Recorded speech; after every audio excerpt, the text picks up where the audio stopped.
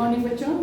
आज मैं आपको पाठ 13 एक 3 का पाठ पढ़ाने जा रही हूँ, जो एक कविता है और उनके कवि जो हैं अयोध्या सिंह उपाध्याय हरिऔध जी हैं। यहाँ कुछ मैं नए शब्द लिखे हुए मैंने। ऐंठना, मूठ देना, दबे पाँव, ये नए शब्द हैं। फिर शब्दार्थ है। ऐंठना जिद करना, जैसे कभी कभी बच्चे ऐंठने लगते हैं अपनी माँ से किसी चीज़ के लिए लेने के लिए। अक्सर बच्चे जिद करते हैं ना, ऐंठने लगते हैं, तो ऐंठने का मतलब होता है जिद करना। मूठ देना, ज़्यादा टूना करना।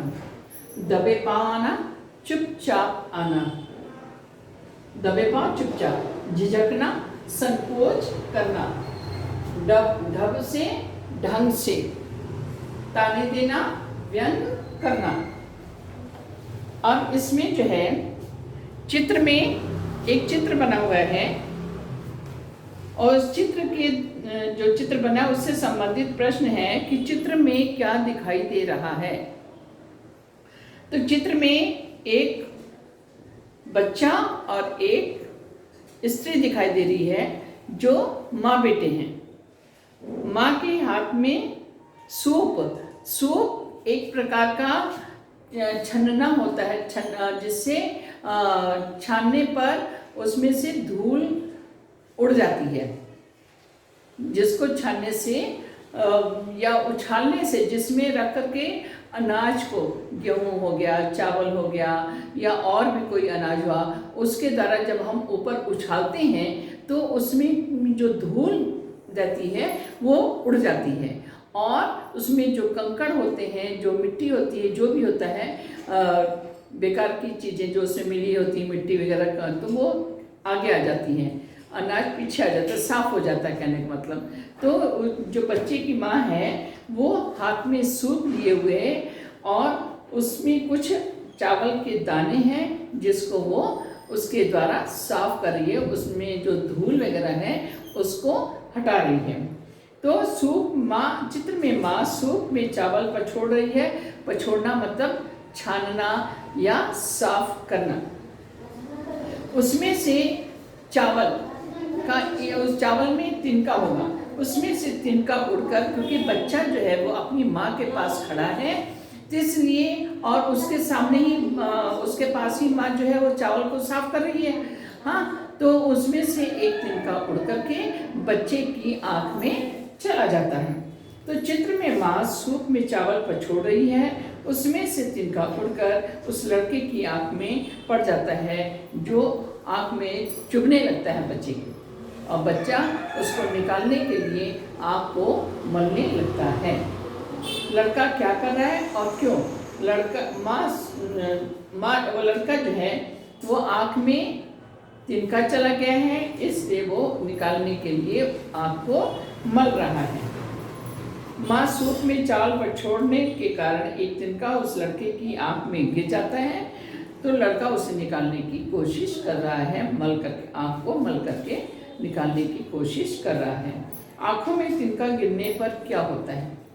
जब कोई चीज़ से तिनका या और भी कोई चीज़ हमारी आँख में गिर जाती है, जब कोई अभी आंधी वगैरह चलती है गर्मियों में, या वैसे भी जब तेज आंधी चलती है, हवा चलती है, तो अक्सर जिन्होंने चश्मा लगाया रहता है उसकी आँख में तो नहीं जाता, लेकिन जिन्होंने चश्मा नहीं लगाया रहता उनकी आँखों में धूल मिट्टी कुछ भी जब उनकी आँख में पड़ जाती है तो आँखें जो हैं वो बंद होने लग पड़ती हैं, दर्द होने लग पड़ता है और पीड़ा होने लग पड़ती है, उसमें से आंसू निकलने लग पड़ते हैं आँखों से। तो जब आँखों में तिनका गिरने पर बेचैनी होती है, आँखों से आंसू निकलने लग पड़ते हैं, आँखें लाल हो जाती, क्योंकि हम उसको निकालने के लिए आँखों को मलते हैं, कोशिश करते हैं निकालने के लिए, तो आँखों को मलने के कारण आँखें कैसी हो जाती हैं? लाल हो जाती हैं और दृष्टि, नज़र जो है वो धुंधली होने लग पड़ती है, हमको थोड़ी देर के लिए कुछ भी दिखाई नहीं पड़ता है। अब इसमें एक सारांश देख लीजिए, उसके बाद मैं भावार्थ आपको बताती हूँ। एक दिन एक घमंडी मुंडेर पर खड़ा तो अचानक एक तिनका उसकी आँख में गिरा। वह बेचैनी से दुखने लगा। कुछ लोग जादू टूना करने लगे, इससे तिनका निकल जाए, जिससे कि तिनका निकल जाए। घमंडी की बुद्धि ने व्यंग किया कि तुम्हारा ये घमंड किसके लिए है? छोटे हल्के तिनकी को कुछ नहीं कर, जो तुम कुछ नहीं कर पा रहे हैं, उसने तुमको कितनी पीड़ा पहुंचा दी है। इसलिए हमें कभी भी घमंड नहीं करना चाहिए और कभी और ना ही किसी चीज़ को छोटा समझना चाहिए। तो इसमें दिया हुआ है, मैं घमंडों में भरा ऐठा हुआ एक दिन जब था मुंडेरे पर खड़ा, अचानक दूर से उड़ता हुआ एक दिन का आँख में मेरी पड़ा। चित्र में देखिए, एक आदमी जो है या एक लड़का जो है वो घमंड, बहुत ही अधिक उसको घमंड हुआ और वो आकर के छज्जे पर अपने कमरे के बाहर जो थोड़ा प्लेस होता है वहाँ पर, उसको दालान बोलते हैं या मुंडेर बोलते हैं, वहाँ पर आकर के खड़ा हुआ बड़े घमंड की, मैं तो मुझे मेरा कोई कुछ नहीं कर सकता। अचानक हवा के कारण या किसी कारणवश उसकी आंख में तिनका गिर गया। मैं घमंडों में भरा ऐठा हुआ, मैं ऐठ में और घमंड के कारण मैं अपने छज्जे पर खड़ा हुआ था। एक दिन जब, यानी ये बच्चा जो है वो बता रहा है कि एक दिन जब मैं मुंडेर पर घमंड में, अपने घमंड में और ऐठ से खड़ा था, तो अचानक दूर से उड़ता हुआ एक तिनका हमारी आंख में पड़ गया। अचानक दूर से उड़ता हुआ, अचानक दूर से उड़ता हुआ एक तिनका उसकी आंख में पड़ गया। मैं झिझक उठा, हुआ बेचैन सा, लाल होकर आंख भी दुखने लगी। अचानक जब तिनका उसकी आंख में पड़ गया तो झिझक उठा कि अरे क्या आंख में पड़ गया, क्यों आंख मेरी झपकने लगी। तो जब तिनका पड़ा तो उसकी आंख झपकने लगी। वो बेचैन हो गया कि अरे ये मेरी आंख को क्या हुआ, क्यों मेरी आंख झपकने लगी, क्या पड़ गया मेरी आंख में। उसको एक सेकंड के लिए कुछ भी समझ में नहीं आया और उसकी आंख जो है उस तिनके के कारण लाल हो गई और दुखने लगी, पीड़ा वो आंख में होने लगी, मूठ देने लगी। सब लोग कपड़े का मूठ देने का मतलब कपड़े को गोल सा बना करके मुंह से भाप लगा करके आंख पे रखने से, यानी आंख पर सिकाई करने से आंखों को आराम मिलती है। कपड़े को गोल करके मुंह के पास ला करके अपने मुंह के भाप से उसको गर्म करके जब हम आंख पर रखते हैं तो वो पीड़ा थोड़ी देर के लिए समाप्त हो जाती है। अगर कोई चीज़ चली भी जाती है तो वो निकल जाती है। तो मूठ देने, तो लोग जब उसकी आंख में तिनका पड़ा तो लोग उसको कपड़े को गोल बना करके या मुंह के द्वारा भाप से उसके आंख को मूठने, उसको सिकाई करने लगे, मूठ देने लगे। ऐठ बेचारी दबे पांव भागी, जिससे कि आँख वो तिनका जो है मेरी ऐठ जो है कि मुझको किसी की भी मदद की ज़रूरत नहीं है। ये लोगों को कई बार घमंड हो जाता है, लेकिन एक तिनके के कारण जब वो इतना बेचैन हो गया तो लोगों से देखा नहीं गया, घर के लोगों से देखा नहीं गया, तो उन्होंने कपड़े की मूठ बनाकर उसकी आँख की सिकाई की और जिससे उसकी आँख का तिनका निकल गया। तो इस तरह उसकी ऐंठ यानी घमंड जो था वो निकल गया। जब किसी तरीके से वो तिनका निकल गया, तब समझने यानी मेरी बुद्धि ने मुझे ये समझाया कि तुम्हें किस बात का घमंड है, तुम्हें किस बात का घमंड है, तुम किस बात के लिए ऐठते हो। एक छोटा सा तिनका जिसका कुछ भी अस्तित्व नहीं होता, वो तुम्हारी आंख में जब पड़ गया तो तुमको कितनी पीड़ा हुई कि तुम्हें दूसरों की और लोग तुम्हारी मदद करने के लिए आ गए। इसलिए कभी भी हमें घमंड नहीं करना चाहिए। हर चीज़ जो है अगर वो फायदेमंद होती है, नुकसान भी होती है। तिनका जिसका कोई अस्तित्व नहीं है वो भी जो है उस घमंडी व्यक्ति के अहंकार को समाप्त कर देती है। इसलिए हमें कभी भी घमंड नहीं करना चाहिए। अब क्वेश्चन आंसर देखिए। अब इसमें प्रश्न प्रश्न नंबर 1, प्रश्न नंबर 3, प्रश्न नंबर 1 2 3, ये तीनों करिएगा। और फिर देखिए, मैं फिर से समझा दे रही हूँ, हमें घमंड क्यों नहीं करना चाहिए बताइए। हमें किसी भी हालत में घमंड नहीं करना चाहिए। एक कहावत भी है, घमंड देवताओं को भी घमंड है, अगर देवता लोग भी करते हैं तो उसको नष्ट कर देता है। तो छोटा सा हल्का सा तिनका भी हमारे बड़प्पन का घमंड तोड़ देता है, इसलिए हमें कभी घमंड नहीं करना चाहिए। एक तिनका कविता में किस घटना की चर्चा की गई है जिससे घमंड नहीं करने का संदेश मिलता है। हमेशा घमंड करने वाले आंख में एक छोटा सा हल्का तिनका गिरकर उसे बेचैन करता है। एक नन्हा तिनका उसके घमंड को चकनाचूर करता है, तब उसे समझ में आता है कि कभी घमंड नहीं करना चाहिए। इसी घटना की चर्चा इस कविता में की गई है, इस पाठ में की गई है। ऐसा तू किस लिए इतना रहा, एक तिनका है बहुत तेरे लिए, इन पंक्तियों के भाव के बारे में चर्चा कीजिए।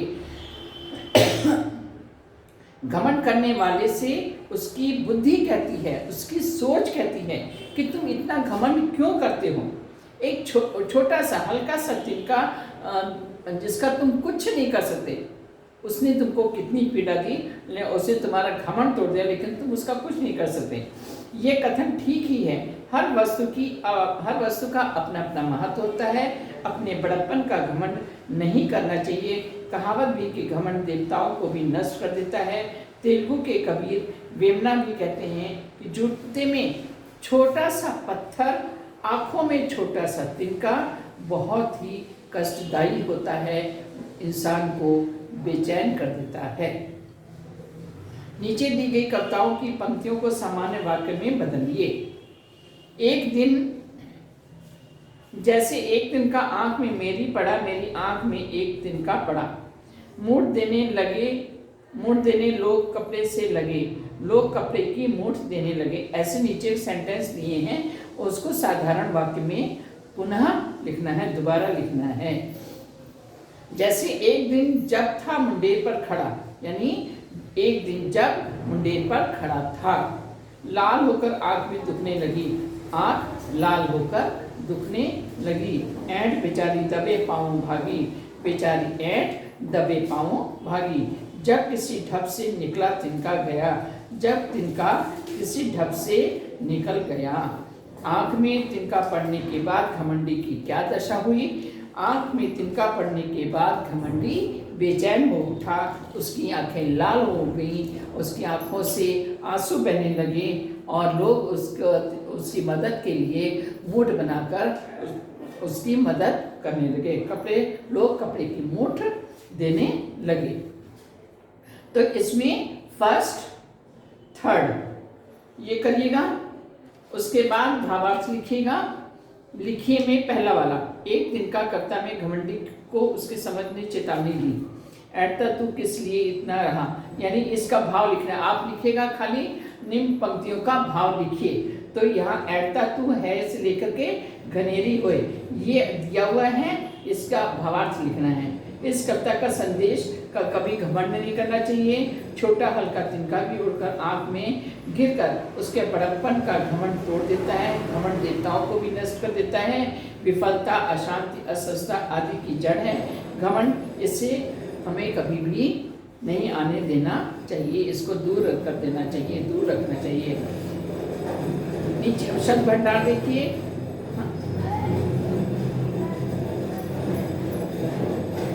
तिनका सूखी घास। वाक्य है, स्कूल आते समय तिनका उड़कर मेरी आंख में गिरा। मतलब ये शब्द जो दिए हैं इनका भाव समझिए और वाक्यों में प्रयोग करिए। तिनका हो जाना, दुबला पतला हो जाना। हारकार ना खाने के कारण तिनका हो गई। सृजनात्मक अभिव्यक्ति इसमें दिया हुआ है। कविता में मैं के स्थान पर वह या कोई नाम लिखकर वाक्यों के बदलाव को देखिए और कक्षा में पढ़कर सुनिए। इसको छोड़ दीजिए। नीचे दी गई पंक्तियों को ध्यान से पढ़िए,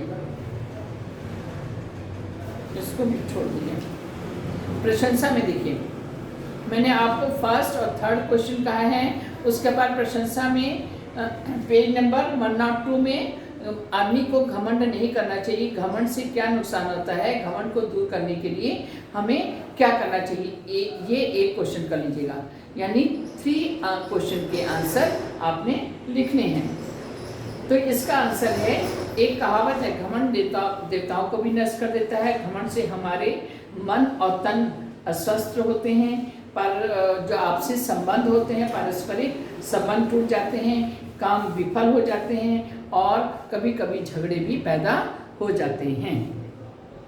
घमंड दूर करने के क्या उपाय हैं कि हर व्यक्ति को कभी भी घमंड नहीं करना चाहिए, शांति से रहना चाहिए और सबसे मिल करके रहना चाहिए। अगर घमंड आता भी है तो हमें उसको अपने मन से हटाने की कोशिश करना चाहिए, सबसे मित्रता का व्यवहार करना चाहिए और जो भी हमें अगर हम बोलते हैं उसको सोच समझ करके ही बोलना चाहिए, सदा प्रसन्न रहने का प्रयास करना चाहिए। अब देखिए, इसमें देखिए, किसी ढप से निकला का अर्थ है किसी ढक से निकलना। ढप से जैसे कोई वाक्यांशों से आप परिचित होंगे, जैसे धम से वाक्यांश है, लेकिन ध्वनियों में समानता होने के बाद भी ढप से और धम से जैसे वाक्यांशों के प्रयोग में अंतर है। छप से इत्यादि का प्रयोग ध्वनि द्वारा क्रिया को सूचित करने के लिए किया जाता है। नीचे कुछ ध्वनि द्वारा क्रिया को सूचित करने वाले वाक्यांश और कुछ अधूरे वाक्य दिए गए हैं। उचित वाक्यांश चुनकर वाक्यों के खाली स्थान भरिए। छप से, टप से, थर से, सन से। मेढक पानी में छप से कूद गया। नल बंद होने के बाद पानी की एक बूंद टप से चू गई। शोर होते ही चिड़िया थर से उड़ गई। ठंडी हवा सन से गुजरी। मैं ठंड से थर से कांप उठा। क्या मैं ये कर सकता हूँ? कविता गा सकता हूँ, सुना सकता हूँ, भाव बता सकता हूँ, सही। इस स्तर की कविताओं का भाव पढ़कर समझ सकता हूँ, सही। इस स्तर की कविताओं का भाव व्याख्या करते हुए लिख सकता हूँ, गलत। कविता के शब्दों से वाक्य बना सकता हूँ, गलत। कविता के आधार पर अभिनय कर सकता हूँ, सही। अब आगे देखिए, व्याकरणांश लिखिए। निम्नलिखित रेखांकित शब्दों के वचन बदलकर वाक्य फिर से लिखिए। तब समझने यूं मुझे ताने दिए। तब समझने यूं हमें ताने दिए। मेरी आंखों में उड़ता हुआ तिनका पड़ा। मेरी आंखों में उड़ते हुए तिनके पड़े। इसका वचन बदलना है, बहुवचन बनाना है। एक वचन में दिया है, बहुवचन बनाना है। अब इसमें लिंग बदलना है, स्त्रीलिंग और पुल्लिंग। मैं झिझक उठा क्या है?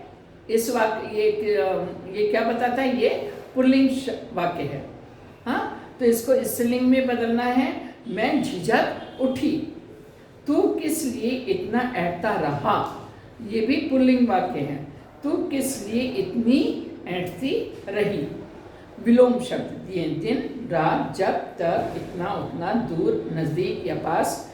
मैं, तुम, बहुत कम, पाँव, हाथ, निकलना, पहुँचना, तेरे, मेरे। अब मुहावरों का अर्थ लिखकर वाक्यों में प्रयोग कीजिए। मोड़ देना, जादू टोना करना। वाक्य बना लीजिएगा। दबे पाँव भागना, चुपचाप भागना, ताना देना, व्यंग करना, ऐंठना, जिद करना। ये व्याकरण का मैंने पूरा समझा दिया है। अब आप इस बुक से आप प्रश्नों के उत्तर और जो भी अभ्यास कार्य दिया हुआ है उसको आप कर लीजिएगा। पेज नंबर 105 तक पूरा आपने इसमें से देख करके पूरा इसको कंप्लीट कर लीजिएगा। और आप लोग कम से कम क्लास वर्क, प्रोजेक्ट पर जो भी आप लोग का करेक्शन नहीं हुआ है वो ला करके कंप्लीट करिए और साइन करवा लीजिए। धन्यवाद।